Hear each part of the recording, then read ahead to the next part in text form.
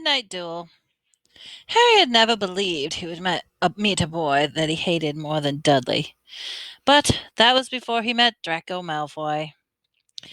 Still, first year Gryffindors only had potions with Slytherin, so they didn't have to put up with Malfoy much.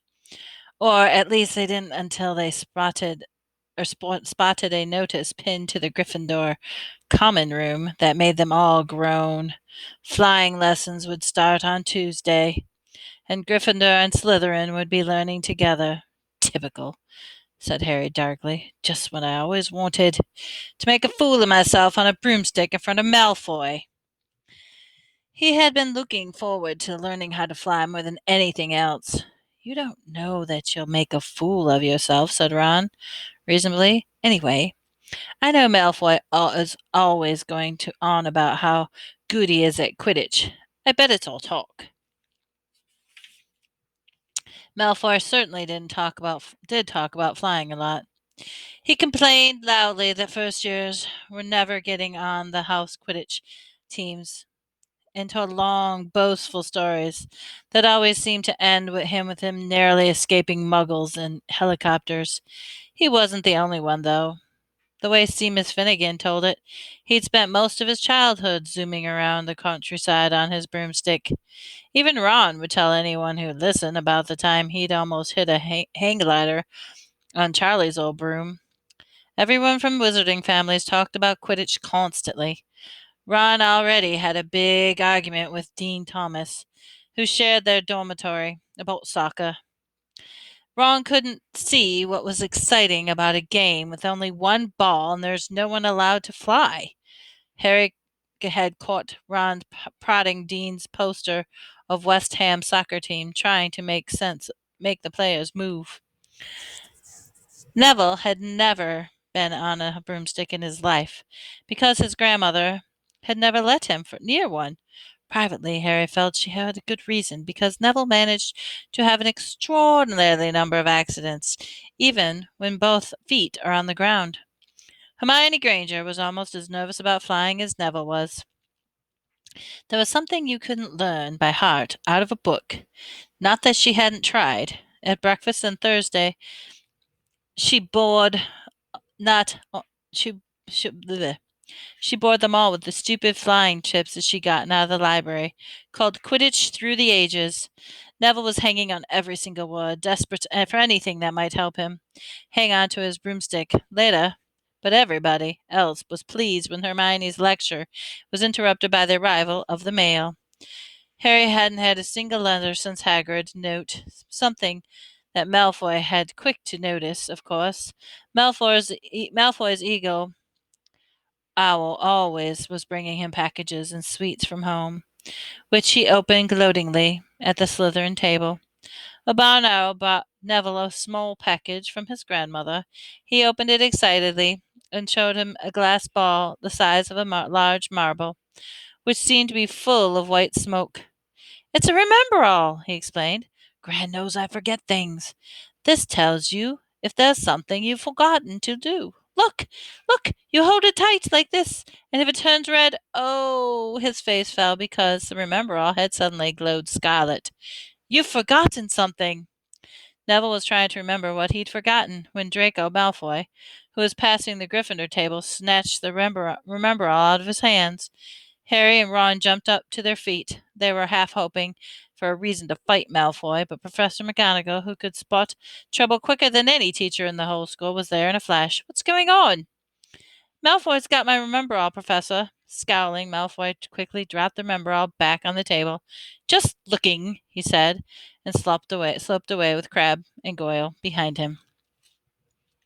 At 3:30 in the afternoon, Harry, Ron, and the other Gryffindors hurried down the front steps to the grounds for the first year flying lessons. It was a clear, breezy day, and the grass was rippled underneath their feet as they marched down to the sloping lawns towards the smooth, flat lawn where the opposite side of the grounds were the Forbidden Forest, whose trees were swinging darkly in the distance. The Slytherins were already there, and so were 20 broomsticks lying near the lines of the ground. Harry had heard Fred and George Weasley complain about the school brooms, saying that some of them started to vibrate if you flew too high, or if you flew slightly to the left. The teacher, Madam Hooch, arrived. She had short gray hair and yellowish eyes like a hawk. Well, what are you waiting for? She barked. Everyone, grab a broomstick. Come on now, hurry up. Harry glanced down at a broom. It was old, and some of the twigs stuck out in odd angles. Stick out your right hand up over your broom, said Madam Hooch at the front. Say up! Up! Everyone shouted.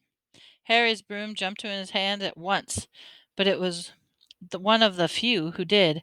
Hermione Granger had simply rolled over on the ground, and Neville's hand didn't move at all. Perhaps brooms were like horses; they could sense if you were afraid, thought Harry. There was a quaver in Neville's voice when he couldn't say it too clearly. He wanted him to keep his feet on the ground. Madam Hooch then showed them how to mount their brooms without sliding off the end, and walked up and down the rows, correcting their grips. Harry and Ron were delighted when she told them, Malfoy, he'd been doing it wrong for years. Now, when I blow my whistle, kick off from the ground hard, said Madam Hooch. Keep your brooms ready, steady. Rise a few feet, and then come straight back down by leaning forward slightly.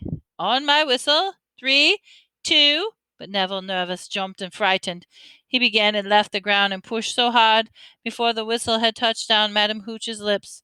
Come back, boy, she shouted, but Neville was rising straight up like like a cork shot out of a bottle. 12 feet, 20 feet.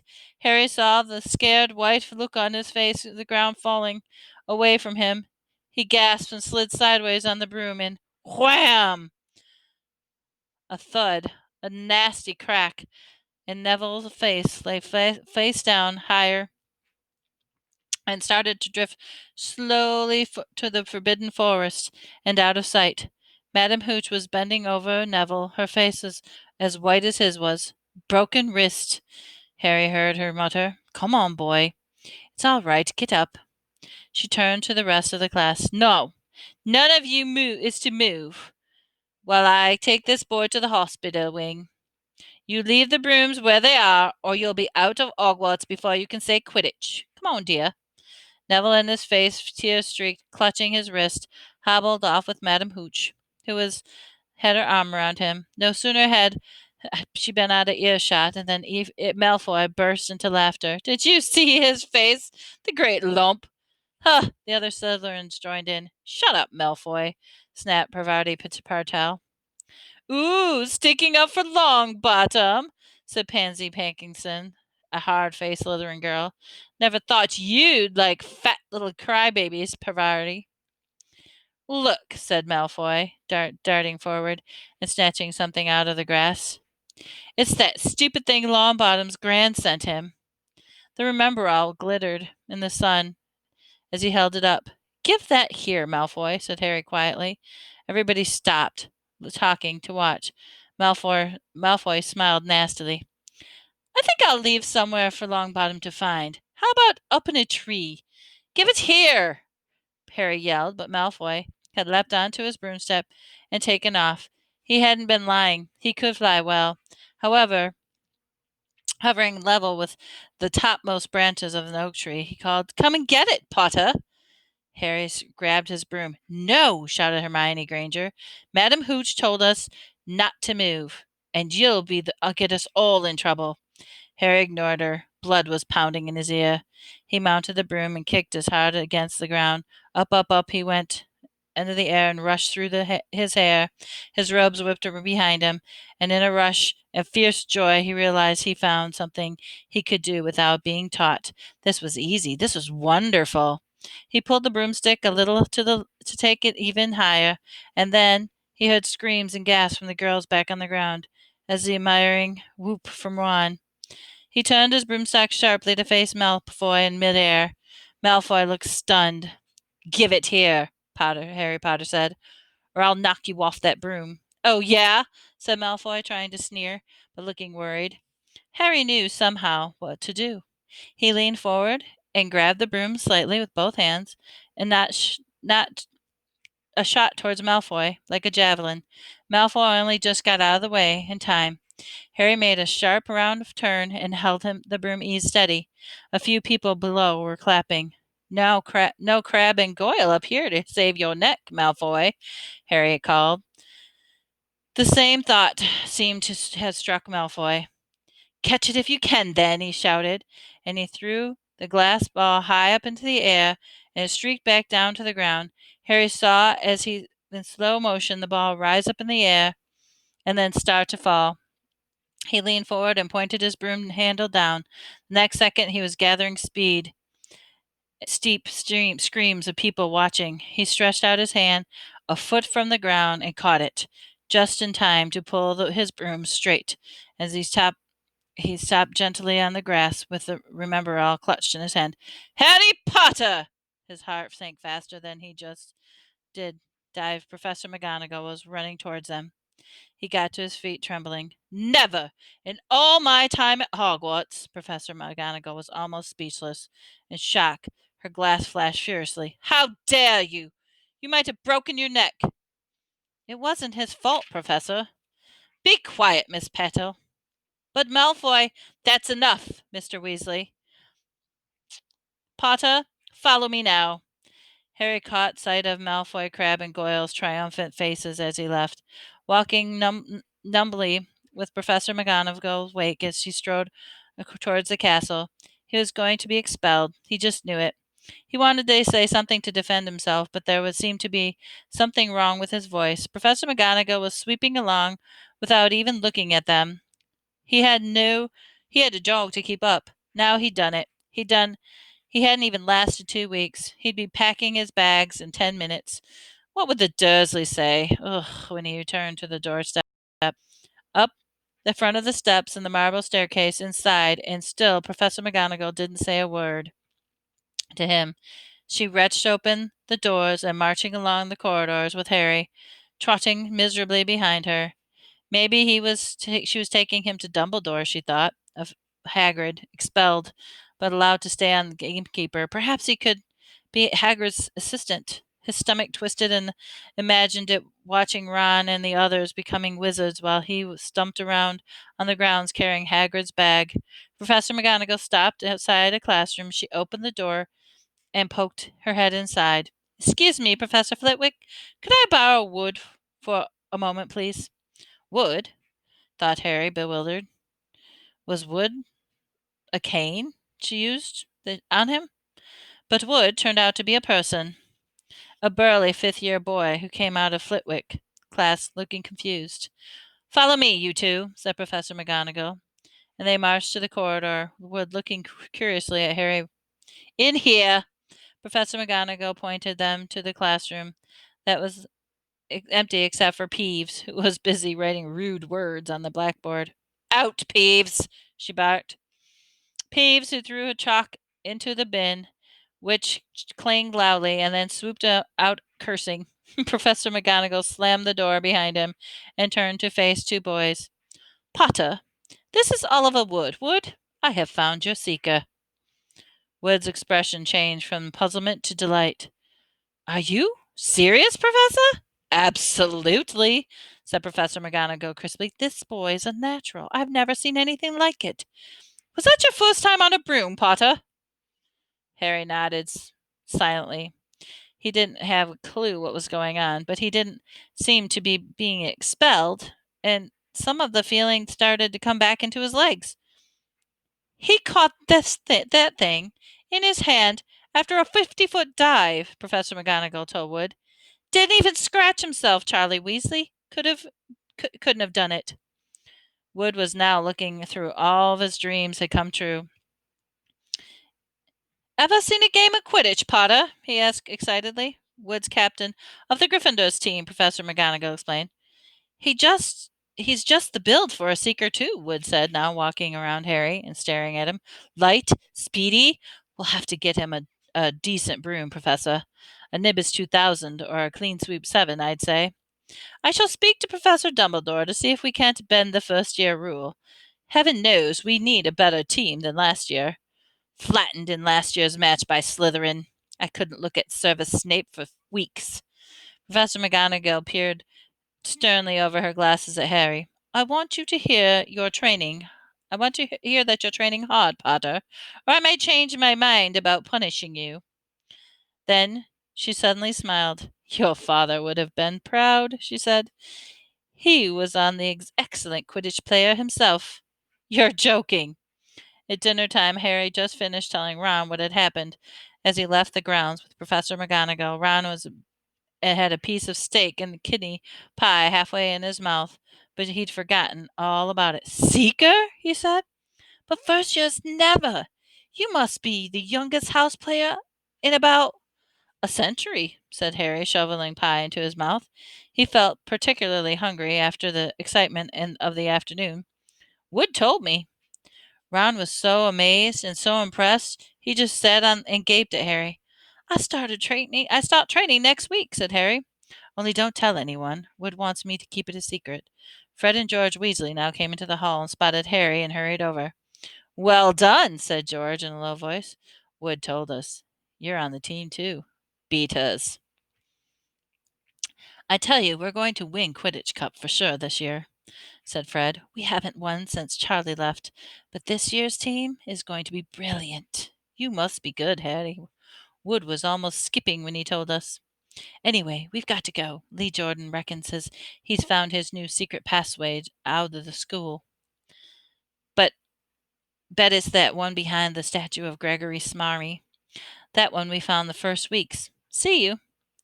Fred and George had hardly disappeared when someone fat, less welcome, turned up. Malfoy, flanked by Crabbe and Goyle. Having your last meal, Potter. When are you getting your train back to the Muggles? You're a lot braver now that you're back on the ground and you've got your little friends with you, said Harry coolly. There was, of course, nothing at all little about Crabbe and Goyle, but as high table was full of teachers, neither of them could do more than crack their knuckles and scowl. I'd take you on anywhere, any time on my own, said Malfoy. Tonight, if you want. The wizard's duel. Wands only. No contact. What's the matter? Have you never heard of a wizard's duel, I suppose? Of course he has, said Ron, wheeling around. I'm his second. Who's yours? Malfoy looked at Crabbe and Goyle, sizing them up. Crabbe, he said. Midnight, all right? We'll meet you in the trophy room. That's always unlocked. When Malfoy had gone, Ron and Harry looked at each other. What's a wizard duel? Said Harry.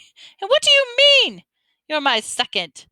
Well, the seconds they take over if you die, said Ron casually, getting started on his last of his cold pie. Catching the look on Harry's face, he said quickly, Oh, but people don't die. In proper duels, with real wizards. The most you and Malfoy are able to do is send sparks to each other. Neither of you knows enough magic to do any real damage. I bet he expected you to refuse anyways. And what if I wave my wand and nothing happens? Throw it away and punch him in the nose, said Ron suggested. Excuse me. They both looked up. It was Hermione Granger. Can't a person eat in peace in this place? Said Ron. Hermione ignored him and spoke to Harry. I couldn't help overhearing what you and Malfoy were saying. Bet you could, Ron muttered. And you mustn't go wandering around the school at night. Think of all the points you'll lose for Gryffindor. And if you're caught, and you're bound to be, it's really very selfish of you. And it's really none of your business, said Harry. Goodbye, said Ron. All the time it wasn't what you call perfect end of the day, Harry thought. He'd lay awake much later listening to Dean and Seamus falling asleep. Neville was back from the hospital wing. Ron had spent all evening giving him advice, such as, well, if he tries to curse you, you'd better dodge it because I can't remember how to block them. There was a very good chance they were going to get caught by Filch or Mrs. Norris, and Harry felt that he was pushing his luck breaking another school rule today. On the other hand, Malfoy's sneering face kept looming up out of the darkness. This was a big chance to beat Malfoy face to face. He couldn't miss it. "11:30," Ron muttered at last. "We'd better go." So they pulled on their bathrobes, picked up their wands, and crept across the tower room, down to the spiral staircase and into the Gryffindor common room. A few embers were still glowing in the fireplace, turning all the armchairs into hunchback shadows that they had almost reached the portrait hole when a voice came from the chair nearest them. "I can't believe you're going to do this, Harry." The lamp flickered. It was Hermione Granger, wearing a pink bathrobe and a frown. "You?" Ron said fiercely. "Go back to bed!" "I almost told your brother," Hermione snapped. "Percy. He's the prefect. He'd be put a stop to this." Harry couldn't believe anyone could be so interfering. "Come on," said Ron. He pushed open the portrait of the First Lady and climbed through the hole. Hermione wasn't going to give up that easily. She followed Ron through the portrait hole, hissing at them like an angry goose. "Don't you care about Gryffindor? Do you only care about yourselves? I don't want Slytherin to win the House Cup, and you'll lose points I got from Professor McGonagall for knowing about switching spells. Go away." "All right, but I warned you. You must remember that I said when you're on the train on home tomorrow, you're so—" But they were they didn't find out Hermione had turned the portrait of the fat lady to get back inside and found herself facing an empty painting. The fat lady had gone. Nighttime visit, and Hermione was locked out of Gryffindor Tower. "Now what am I going to do?" she asked shrilly. "That's your problem," said Ron. "We've got to go. We're going to be late." They hadn't even reached the end of the corridor when Hermione caught up with them. "I'm coming with you," she said. "No, you're not. Do you think I'm going to stand out here and wait for Filch to catch me? If he finds all three of us, I'll just tell him the truth, that I was trying to stop you, and you can back me up." "You've got some nerve," said Ron loudly. "Shut up, both of you," said Harry sharply. "I heard something." It was sort of snuffling. "Mrs. Norris," breathed Ron, squinting through the dark. It wasn't Mrs. Norris. It wasn't Neville. It was Neville. He had curled up in the floor, fast asleep, but jerked suddenly awake when they crept nearer. "Thank goodness you found me. I've been out here for hours. I couldn't remember the new password to get to bed." "Oh, keep your voice down, Neville. The password's pig snout. But it won't help you now. The fat lady's gone off somewhere." "How's your arm?" said Harry. "Fine," said Neville, showing them. "Madame Pomfrey mended it in about a minute." "Good. Well, look, Neville, we've got to be somewhere. We'll see you later." "Don't leave me," said Neville, scrambling to his feet. "I don't want to stay here alone. The bloody band's been passed twice already." Ron looked at his watch, then glared furiously at Hermione and Neville. "If either of you get us caught, I'll never rest until I've learned that curse the Boogie Quirrell told us about. I used it on, and I'll use it on you." Hermione opened her mouth, perhaps to tell Ron exactly how to do the curse of the Boogies, but Harry hissed at her to be quiet and beckoned them all forward. They flitted along the corridors, stripped striped with the bars of moonlight from the high windows. At every turn, Harry expected to find Filch or Mrs. Norris, but they were lucky. They sped past the staircase to the third floor and tiptoed towards the trophy room. Malfoy Crabbe weren't there, and the crystal trophy case glimmered in the moonlight, caught them. Cups, shields, plates, statues winked silver, gold, and darkness. They edged along the walls, keeping their eyes on the floor and the edge of the room. Harry was out over his wand in case Malfoy leapt in and started at once. The minutes crept by. "He's late. Maybe he's chickened out," Ron whispered. Then a noise next to the room made them jump. Harry only just raised his wand when they heard someone speak, and it wasn't Malfoy. "Sniff around, my sweet. They might be lurking in the corner." It was Filch speaking to Mrs. Norris. Horror-struck, Harry waved madly at the other three and followed them as quickly as possible. They scurried silently towards the door, away from Filch's voice. Neville's robes were barely whipped around the corner when they heard Filch enter their empty room. "They're here somewhere," he heard them mutter. "Probably hiding." "This way," Harry mouthed, as they others others and were petrified, began to creep along the gallery, full of sweet suits of armor.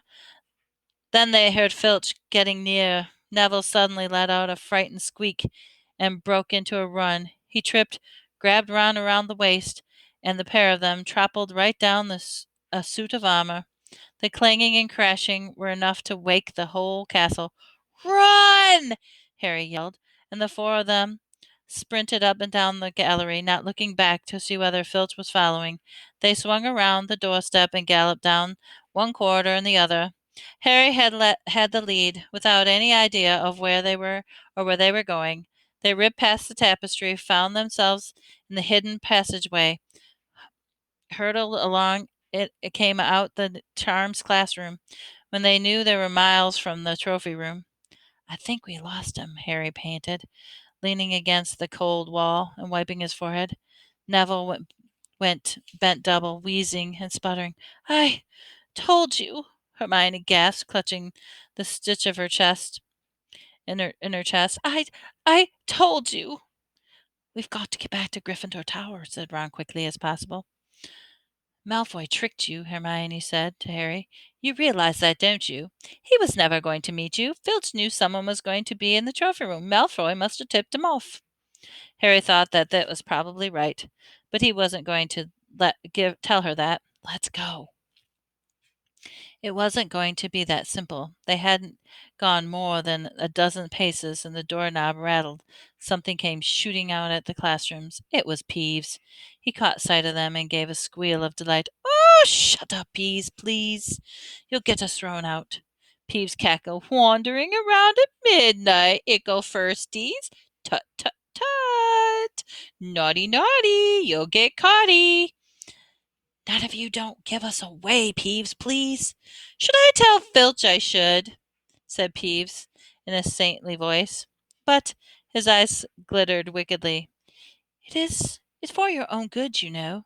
"Get out of the way," snapped Ron, swiping taking a swipe at Peeves. This was a big mistake. "Students out of bed!" Peeves bellowed. "Students out of bed! Down the Charms corridor!"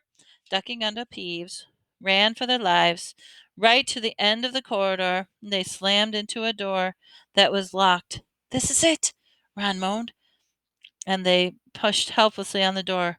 "We're done for. It's the end." They could hear footsteps, Filch running as fast as he could towards Peeves' shouts. "Oh, move over," Hermione snarled.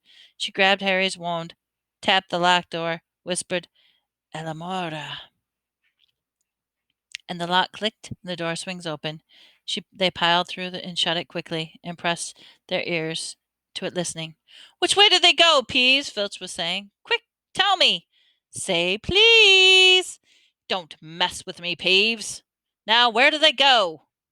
"Shan't say nothing if you don't say please," said Peeve in an annoying sing-songy voice. "All right, please. Nothing. Ha ha. Told you I wouldn't say nothing if you didn't say please. Ha ha ha ha ha ha." And then they heard the sound of Peeves whooshing away and Filch cursing in rage. "He thinks the door is locked," Harry whispered. "I think we'll be okay. Get off, Neville." For Neville had been tugging on the sleeve of Harry's bathrobe for the last minute. "What?" Harry turned around, and they saw quite clearly what, for a moment, he was sure had been walked into a nightmare. This was too much to top of everything else that had happened so far. There in the room, as he happened, they were in the corridor of the forbidden corridor on the third floor, and now they knew why it was forbidden. There were looking straight into the eyes of a monstrous dog, a dog that filled the whole space between the ceiling and the floor. It had 3 heads, 3 pairs of rolling mad eyes, 3 noses twitching, all quivering at the directions, Three drooling mouths, saliva hanging in slippery ropes with yellowfish fangs. It was standing quite still, six eyes staring at them, and Harry knew that the only reason they weren't already dead was that their sudden appearance had taken him by surprise. But it was quickly getting over that. There was no mistaking that this was what those thunderous growls meant. Harry groped the doorknob between Filch and death. I'll take Filch. They fell backward. Harry slammed the door shut. They ran, almost flew back down the corridor. Filch must have hurried off to look for them elsewhere because they didn't see him. As much as space as possible between them and that monster. They didn't stop running until they reached the portrait of the fat lady on the seventh floor. "Where on earth have you all been?" she asked, looking at the bathrobes hanging off their shoulders and their flushed, sweaty faces. "Never mind that. Pig snout," painted Harry. The portrait swung forward. They scrambled into the common room, and they collapsed, trembling, into the armchairs. It was a while before any of them said anything. Neville, indeed, looked as if he never would speak again. "What do you think they're doing, keeping a thing like that locked up in school?" Ron said finally. "If any dog needs exercise, that one does." Hermione got both of her breath and her bad temper back again. "You don't use your eyes, any of you," she snapped. "Didn't you see what it was standing on?" "The floor," Harry suggested. "I wasn't looking at his feet. I was too busy looking at his heads." "No, not the floor. It was standing on a trapdoor. It's obviously guarding something." She stood up, glaring at them. "I hope you're pleased with yourselves. You could have killed us, or worse, gotten us expelled. Now, if you don't mind, I'm going to bed." Ron stared after her, his mouth open. "No, we don't mind," he said. "You'd think we dragged you along with you, wouldn't you?" But Hermione had given Harry something else to think about. As he climbed back into bed, the dog was guarding something. What had Hagrid said? Gringotts was the safest place in the world for something you wanted to hide, except perhaps Hogwarts. It looked as though Harry had found out what the grubby little package was in the vault, and 713 was.